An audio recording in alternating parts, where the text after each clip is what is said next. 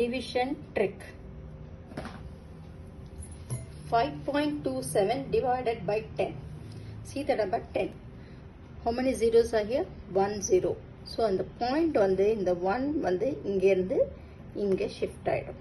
The point வந்து இங்க இருந்து இங்க shift ஆயிடும். So அந்த point வந்து இங்க வரும். 5 2 7. So வெறும் பாயிண்ட்ல இருந்து ஆரம்பிக்க கூடாதனால 0 point ன்னு எழுதுறோம். Both are same. இப்போ next பாருங்க 5.27 divided by 100. So how many zeros are here? 1 2. So இந்த point வந்து இங்க இருந்து 1 2. அப்ப இங்க நம்ம என்ன வரும்? இங்க ஒரு 0 வரும். அப்ப இங்க point 0 5 2 7. So 0 க்கு முன்னாடி ஒரு 0 எழுதி. Next 5.27 divided by 1000. 1000 ல how many zeros are here? 1 2 3. So இந்த point வந்து 1 2 3. அப்போ 1 0 2 0 இந்த இடத்துல point. So point 0 0 5 2 7.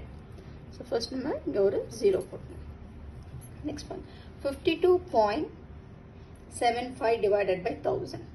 So how many zeros are here? 1 2 and 3. The point இங்க இருந்து 1 2 3. அப்போ இங்க ஒரு 0 தான் போடணும். So first நம்ம 0 point ன்னு ஆரம்பிச்சலாம். 0.0525. 52.75 divided by 10. So how many zeros are here? 1 0. So இந்த point வந்து இங்க இருந்து இங்க போய்டும். So multiply னா இந்த சைடு வரும். அப்போ இந்த point இங்க இருந்து இங்க வரும். அப்போ 5.275.